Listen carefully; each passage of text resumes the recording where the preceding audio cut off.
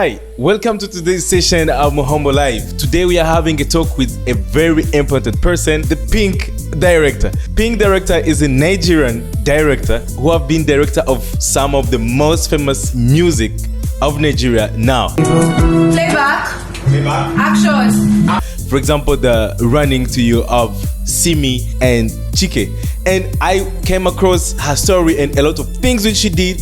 A 20-year-old female who owns a production company in Nigeria, the second largest producers of movies in the world. And today we are having a talk with her. In this talk of today, we're going to discuss about filmmaking, about business, about African female, and there is a lot of things which you need to know about this talk. So stick around and listen to the very amazing talk today with Pink director. Another culture to learn. Another place to know. Learn from the other side of the world. Know about the other life. With Muhombo Live. Okay, so from what I know about you, I know you as a director, I know you as a filmmaker, and I don't know if I can say only a director, filmmaker, a successful filmmaker. I'm sure you want more than what you have now, but yeah, that's at least a success. And especially one of the things which I heard about you is how you try to act against the dominance of men into the industry of filmmaking. And I really love that. So what else should people who are listening to this podcast should know about you? Okay, so I'm Director Pink. My real name is Praise, and I just clocked 21. Oh, not just clocked 21. Yeah, I'm actually I'm still a student. I have my own production company, Pink Line Films. Yeah, where we're trying to have that company where we have like more female dominance. Yeah, in that firm, in that space, basically. Thank you. That's so good. Okay, so I know that filmmaking is not so common for a lot of people, especially when it comes to Africa. Filmmaking is not so popular when it comes to taking it as an industry. Maybe outside it can be so, but for us, it's not an industry. So if you could define a director, what is the job which a director really do? Okay, so it's more like, let me give you a practical example. It's more like, the leader of blind people. I'm not trying to classify creatives as blind people, mind you. I'm just trying to give you a practical example. So, where everyone is just trying to follow your vision, follow what you have in your head. That's a practical example of who a director is. So a director leads the crew. Okay, this is the idea. This is how we can achieve this creatively. Do you understand? Then everybody brings in the whole part. The whole crew brings in their own creative aspects of doing that. Basically, I understand I personally understand everything about directing. My reason of asking you that question was trying to show to other people from you to explain to other people, especially to girls, on how directing is you leading people, whatever big or how big and wealthy and knowledge they can have, people are under your crew. The director, you're the one who showed them what they can do. So the idea which I wanted was just to show that it's possible for a woman to lead other people in any artistic work, however big it can be. And yeah, that was the main idea which I had there. But there is something which is somehow common. I've been noticing this mostly since I was trying to go back home, and I noticed something is that it's a little bit hard to do most of the things which are somehow much easier outside of Africa. And especially, let me speak also about filmmaking. Nigeria is among the biggest countries in the world when it comes to production of movies. But when it comes to filmmaking, how hard do you find filmmaking in Nigeria? I don't think it's hard. Why? I think it's quite easy, basically, because it's what people see, basically. So you're trying to create something that people can visualize and people can see. Mm-hmm. So you might say probably context of, I don't know, that's actually no context, or it's not hard, to be honest. Because I just feel if you really, really, put in the extra work, you can put in. You understand? People will definitely notice you. Once you see, even you yourself, once you see something that is pleasing to the eye, no matter how low the camera quality might even be, but then you see the creativity behind it. Do you understand? From there, you start getting like, oh, wow, you did this. I love this. Oh, people start seeing all that. People start, oh, there's this guy I know, he does this, things like that. Stuff. Oh, there's that guy I know, he does this, stuff like that. I mean, okay, yeah, the economy, can, kill that drive in you, kill that, morale or that spirit in you, basically. But it's still, compared to like other areas, other career paths and stuff like that, filmmaking is actually quite easy when you know what you're doing. Exactly. That's so cool. That's so cool. Actually, it's the same idea which I have also. And I came across that's by understanding that filmmaking, it's about creativity and knowing how to use what you have. I remember I started my YouTube channel with just a mobile phone and I got millions of views just with that. And yeah, I completely understand that the material is not the thing which can make a filmmaker great, but is the creativity which you have. So yeah, that's a very good point. Maybe another thing is I've seen you spoke about it in the it's a question which they asked you again in that interview which I was reading, and of course, like when I was seeing the image, the pictures of the sets where you shoot the video of Chike and Mayokun, there was something which I saw. I don't know if it was really him or if it was not him. This guy.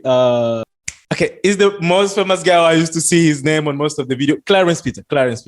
I don't know if it's his name or what, but I saw him also among the people who were there on set and other stuff. I don't know if it was really him but how do you find yourself being a female filmmaker among other filmmakers who are male? Like it's really dominated by male. How do you find yourself being there as a female? Are you respected? Like, do you have advantage more than them, or like how do you find yourself there? I don't find myself like I don't like see it like as an advantage. I don't see it like I have an advantage more than them. I see it like they treat me as like, they're I don't want to say, kid sister, stuff like that. Get it. Because most times whenever I try to like, unlike guys, guy to guy, exactly, need like an assistant with something, they kind of like that the way they would, give you that assistance would actually be way different. It's actually way different from the way they probably assist me. So I have so many of them I can easily like, walk up to and be like, oh man, I think I did this edit. I don't know. What do you think? Do you think it's good? Do you think it's, I don't know if you get what I mean, but exactly. You better see, you better see the guys doing that to each other. So, when they see stuff like that, they're always like, oh, okay, I think they're always ready to, give me that whatever assistance I actually need. So working that picture you saw, working alongside Clarence was like, that was it for me. Because I was so young when I was watching his videos. So it was just like, I'm working with the period I spent with him. It might not be like we probably didn't have that idea, or I probably didn't even know about it yet, but I gained so much experience, just being around him, and he actually showed in my work. It showed from like every continuous work I actually worked on after the whole Chike and Mayokun video. So there was this experience, I gained from him, and I'm ever grateful. Yeah. That's so cool. There is another thing which is somehow which interests me is that there is a picture which I saw this I just have to say the way I know it. I saw as if African girls, majority of them are still under the mentality of the man have to do everything and I have to come after him. The man have to provide and I have to come after him. Unfortunately, it can be true. Yeah, the man have to do something when you decide to start a family, you have to do everything which it takes for you that family to survive. But it's somehow too much into our African girls, African sisters. And I noticed it's, for example, the place where I am here in India, majority of girls, if I go on a date with an Indian girl, she can easily pay for me. And it won't even be anything to speak about. But if I go out with an African girl, like I think 99% of them don't even carry money with them. And when I was reading about your story, you started the struggle of money earlier and first working for free projects in church and other stuff. And how do you feel you as a female working on projects which you know that they give you your own money, which you even start your own production company? How do you feel being like that? Is it something which you feel like is extra, which you shouldn't do? Or what is the motive? What is the purpose of pushing you to look for money for your own when we know how most of African girls are? Okay, so actually, my mom was like the breadwinner of the family before she died. So that was like one of the push actually. So, when you're like, oh, you're alone and you basically just have to do something. Because I definitely was not that kind of girl that I wanted. I mean, I was so young to actually look for a man.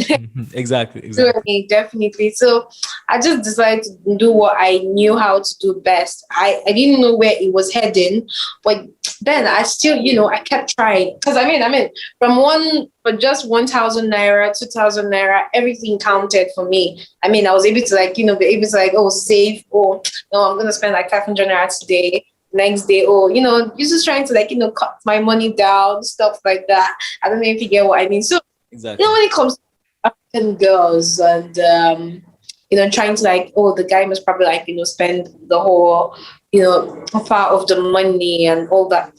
I receive gifts from guys, yeah, but then there is this respect I get from men.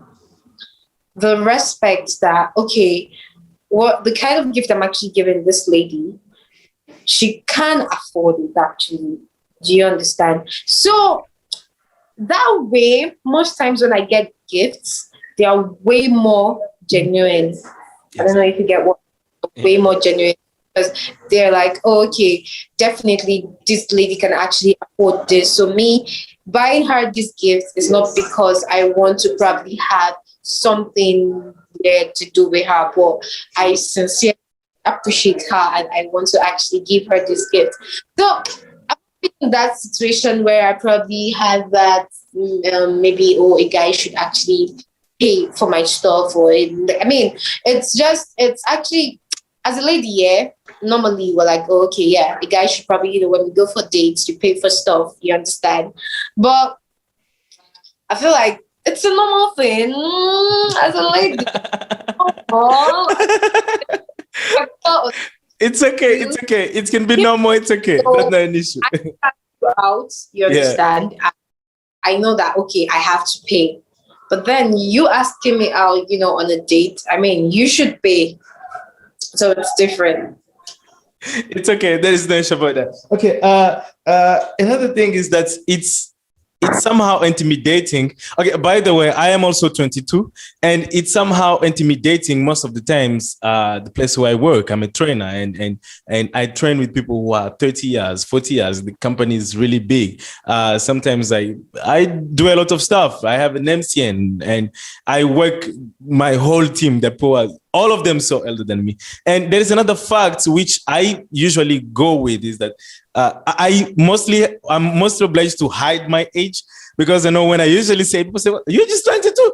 Like it's kind of remove the respect which people have on you. But something which is so from you is like you were young, but that doesn't stop you from thinking far on what you can do. So what's the purpose, or what's the thing which motivates you at your age to go for what you want? You're still a student. Yeah, you're still young, but still you have the courage of starting stuff which you want. Most of young, not only me and you, like majority of us, like I still have time. I still have to graduate first, then I will figure out what will happen next and such stuff. So what was the motivation? What is the thing which tells you that you should work now despite your age? Number one, I want to make a whole lot of money. Number two, I actually have a kid brother, and my brother is just 8. Okay. Yeah. So when I look at him, I want him to actually, it's more like I'm a mother actually. So I want to they have those things I could not, afford to get, or my parents could not afford to get for me when I was like that age. I don't know if you get. So he's like, Got it. the me. Whenever I see him, I'm like, nah, I want this boy to have the best of the best this. I want him to have the best of the best that. So whenever I'm working, whenever I'm whatever money I make, I get so happy that, oh, okay, yes, finally I can be able to, achieve this for him. He might not realize it now, but definitely very soon when he probably gets older, he's like, oh, my sister did this for me. Oh, yeah, stuff like that. So that's like my driving force. Him, family, they push me to do more, basically, That's so even cool. at age. Basically. And people actually, most times when I see the way people, tell me stuff like, oh, you inspire me, things like that, it keeps me going. I'm like, if people are actually looking up to you, you're doing this, you're doing great, you should know that the moment you fall or the moment you do something otherwise, you break that inspiration you've been giving them all through. So you are responsible for a whole lot of people. You might not know it now, but later on you would just realize that, oh wow, some people look up to me, some people check my videos every day, some people check my page every single day. Do you understand? You're like, wow, I can't believe a lady is doing this. Some people want to do things because I am doing it. You understand? So might have said it even way before I did, you get, but they see me and they're like, oh, this girl lady is still moving, she's doing this, she's doing that. So the moment I stop, it's like, oh, where is she? She vanished. You understand? There is nobody to probably look up to again, or probably they might look up to someone else, but then it's my loss. It's my fault. You understand? Yeah. That's so good. That's a very good motivation. Another thing is that as a filmmaker, as I personally, one experience which I had through the time when I started filmmaking, there are times when I feel like I'm tired. 5 hours sitting, editing, and then you take a break, maybe how many, like even the thing which happened when I told you that I was not home, like I was editing and I was like, I'm tired. Let me just go and get something outside and come back. It's very tiring. And sometimes I reach the level, I'm like, it's okay. And let me just leave for now. I will get back on it later on. And sometimes like you feel like your creativity is too low. You don't feel in you like the thing which you're doing, you don't feel it to be so huge or it won't be attractive. And yeah, that I discovered that most of the creators, especially filmmakers, like they usually go through that. They look at their footage and they look at the footage of someone else. It's, I don't know yet how to do this. I don't know yet how to do this. So how can you tell other people, they can be female or male, how can you advise others to overcome that laziness or feeling tired and also feeling as if you don't have any creativity in you? How do you overcome that personally? I feel tired as well. It's a normal thing. It's for everybody, we all feel tired. Sometimes we see, apart from getting tired, you might, have you noticed you get, when you do something so dope, you get that strength to edit for like hours, like days. You're like on your system and you're like, no, I just finished this. But very probably something that you're like, I don't really like this. You're just like pushing it.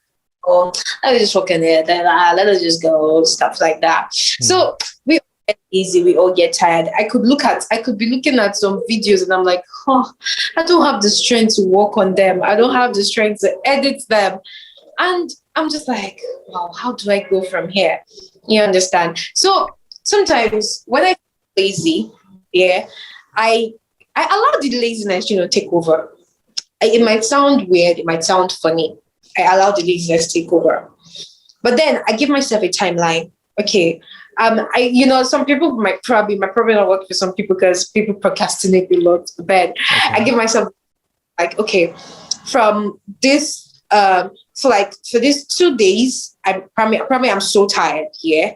But for like these 2 days, for these 3 days, I just want to rest my head. I just want to sleep. I do not want to touch anything that has to do with work or that has to do with that video or the other video. Do you understand? By the time you come back to that video, you're having a fresh mind.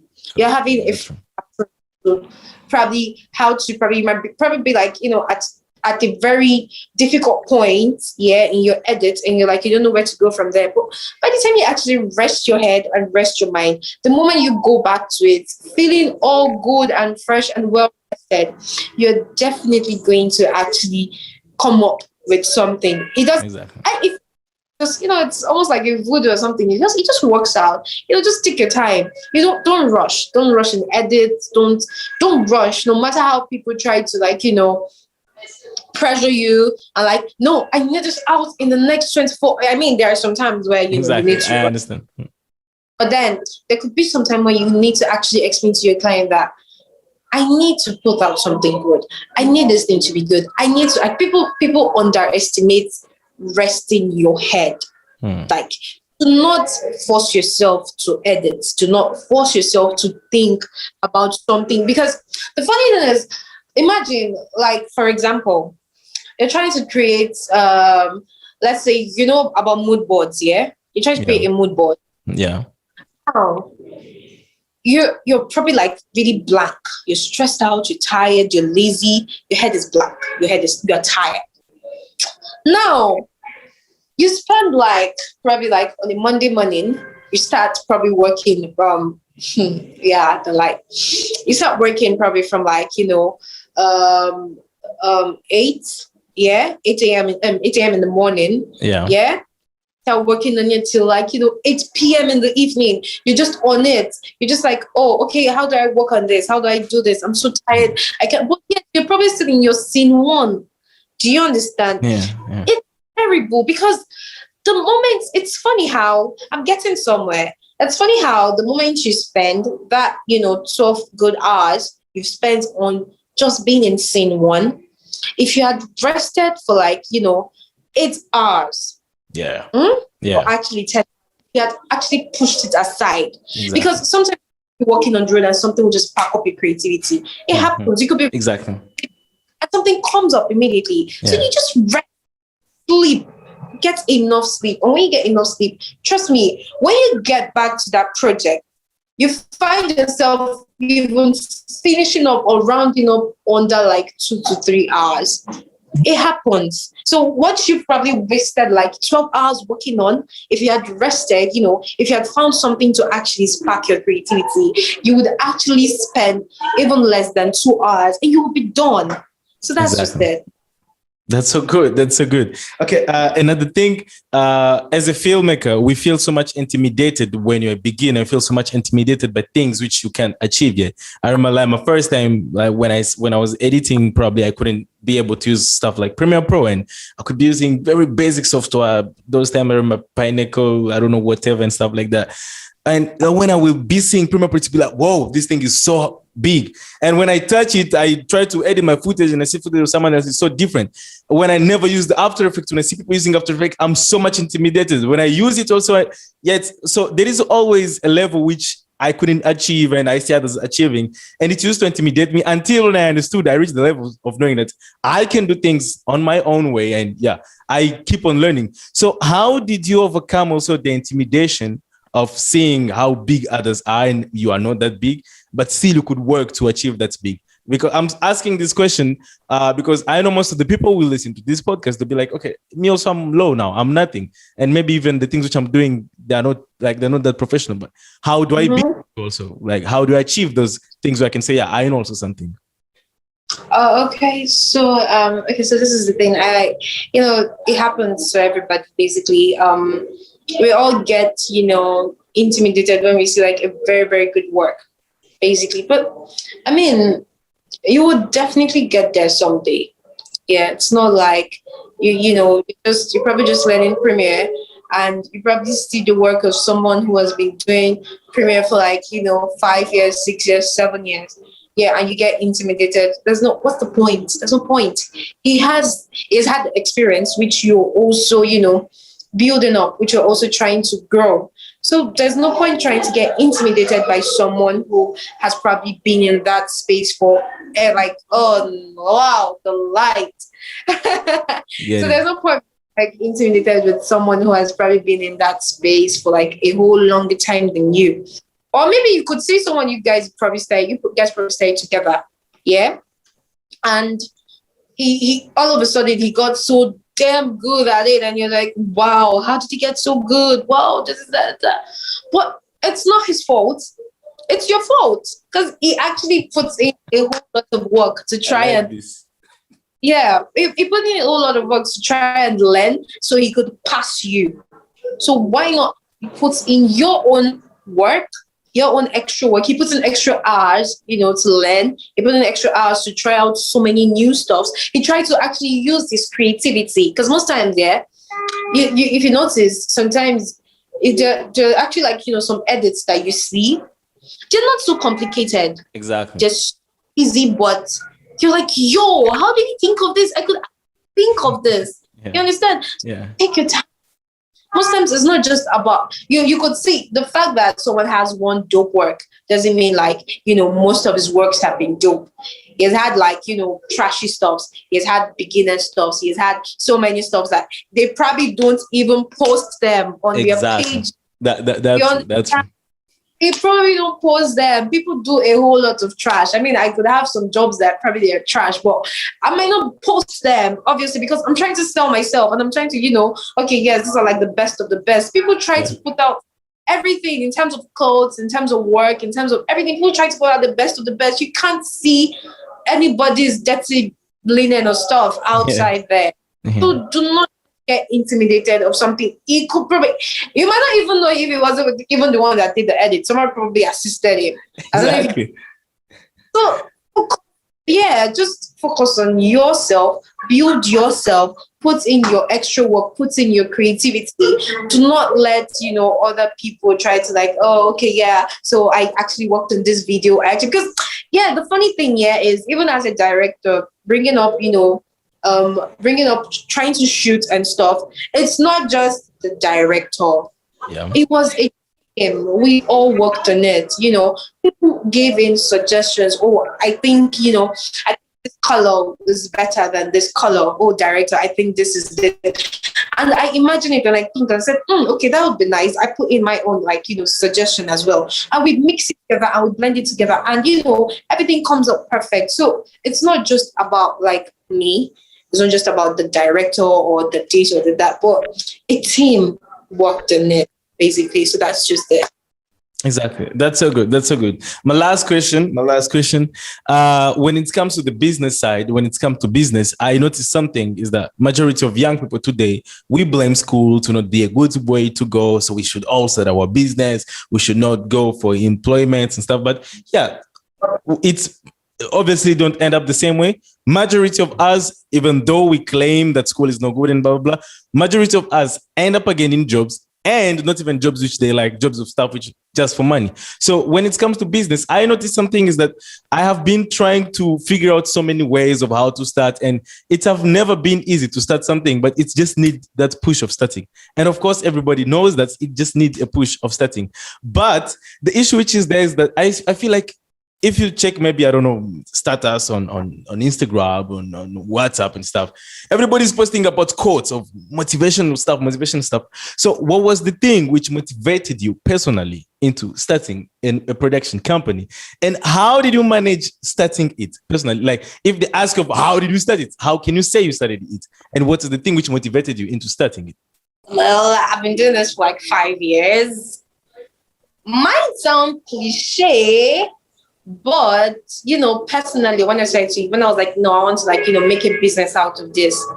I know it might sound cliche, but I started with my phone. But it wasn't like I started I started with graphics designing, stuff like that. I would design with Canva. I'll mix it up with many other I can't even remember the names of those applications again.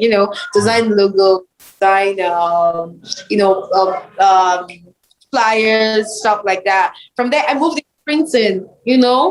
From printing, I would, when people, yeah, the logo is nice, I think I should print it, stuff like that. I moved into printing. I knew so many people, so they would give me a discount. I'll just get my cut, stuff like that. I was just basically really business minded and stuff like that. So there's starting my own. I've always wanted to be in that male dominated space. You understand? And I just figured out that most ladies were not so interested in that space because probably it's not quite fancy, like, selling waves and selling makeup or stuff like that. But the funny thing is, you can actually be in this space and dominate it. Exactly. Barely see, we have like the number of female VFX artists. We can count them. That's true. In the world. You understand? The number of gaffers, like female gaffers, we can count. The number of female DOPs, we can count. There's actually like a whole lot. Actually, not only for females, the whole business of filmmaking and creativity is so free. Yeah, we don't really have female colorists. Yeah, exactly. Yeah. We don't have like a whole lot that actually ladies can be in and actually win. Do you understand? So most times I try to advise, like, most times when I have like, my ladies here around me and stuff, and they're like, oh, okay, I want to actually go into this filming thing, stuff like that. I always advise them, don't look at me because I'm a director. Yeah. It's not rough for me because as a director, I learned like almost every aspect, of the whole film thing. I learned like, how to, control lights. I learned a whole lot, you understand? So as a director, you need to have basic ideas of every single thing. Don't look at me. Try and, when you come around when you make your research, because as a lady, we have so many ladies that are like, so many positions are lacking in terms of having ladies there, African ladies, most especially, because for female VFX artists, I know about I think it's a Catch Bunny or something. There's this lady, she does really good VFX for Will Smith.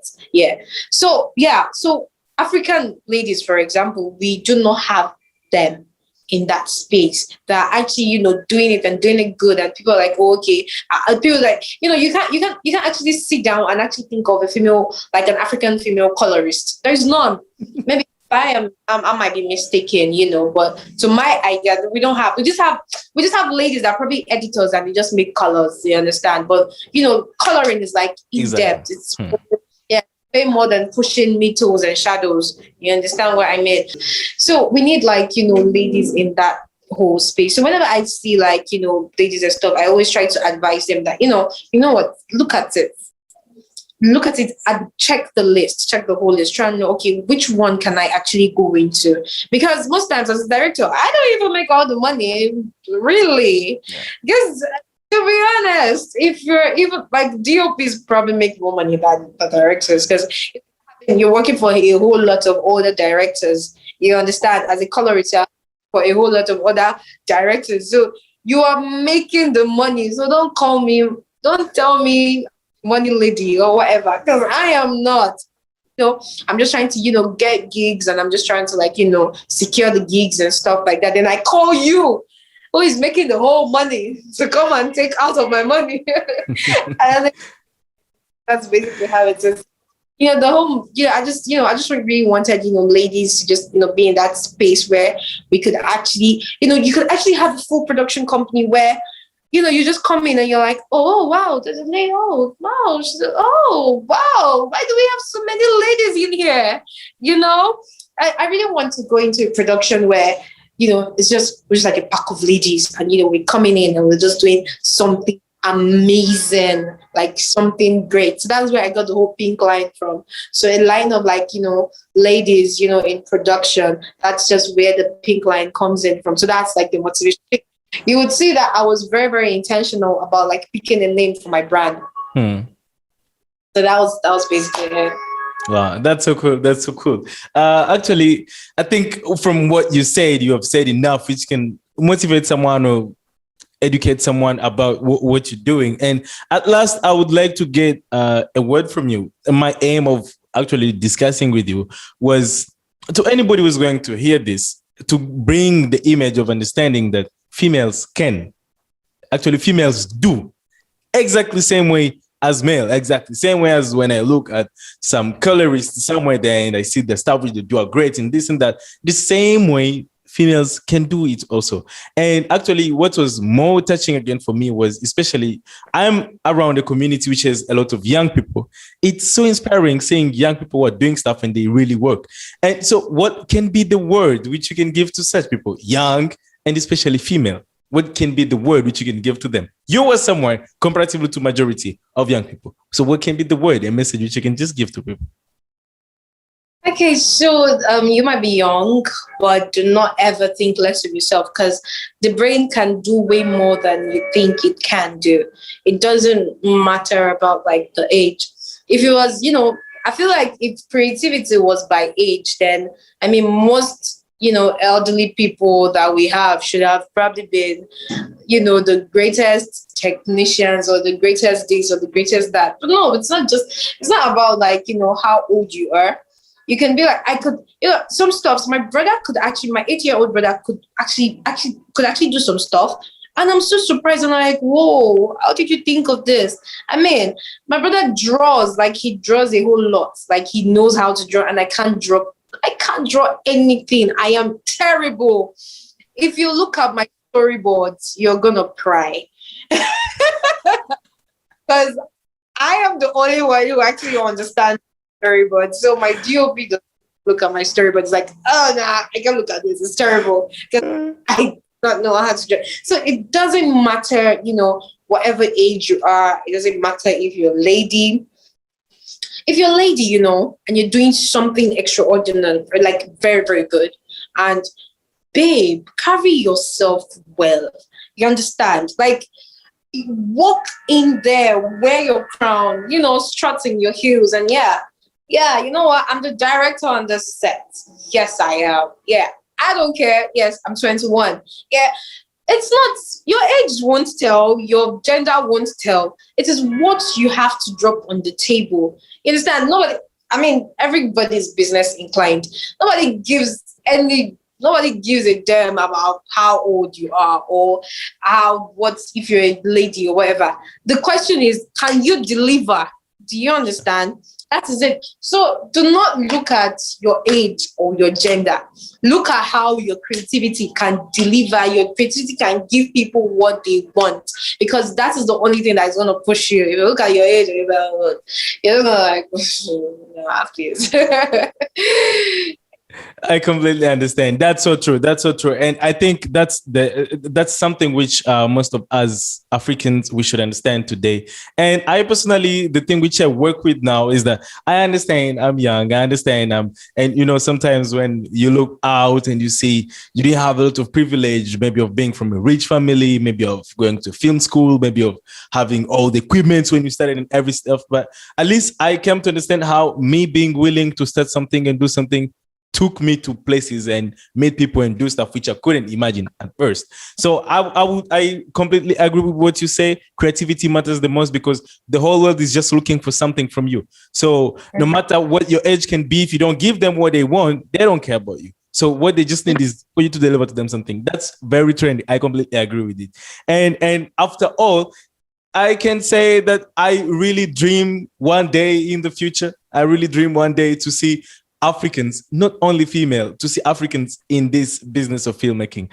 I'm pretty sure that filmmaking gives a story or gives power to people. And like Hollywood, we will never forget Hollywood because, the US, we will never forget what is the US because of how hard they work on their stories, which they even portray in filmmaking. Nigeria today is known all around the world because of the movies. And like something which I even so crazy, here in India, they know those Aki and Papa. Man, all the memes you find around and stuff, they're very famous, very famous. I just wonder if those guys come here one day, man, they will be very famous. Like it just shows what the whole world is looking for. Like there is a big part which filmmaking is there, and seeing people like you in that, it's something which really encourages me. I really dream one day, honestly, I really dream one day to, as Africans, making movies and stuff and every artwork which you can do in filmmaking exactly the same as we can see them outside. And forget about those complaints which you have. We have a lot of complaints and stuff. And I really dream of seeing ourselves being there one day, one time. And maybe it's something which I usually even tell it to most of my friends, sometimes even online. I dream one day to go in Nigeria for only that. I really dream to go one day in Nigeria for only that. I follow a lot of stuff about Nigeria. So like I'm so much in love about Nigeria, just for how I see people working, and especially for the side of filmmaking. So it was very good talking with you about this. And I took too much time than what you gave me, but yeah, I'm sure this is going to help other people also. No problem. So thank you so much for being around with us. Another culture to learn. Another place to know. Learn from the other side of the world. Know about the other life. With Muhammad Live.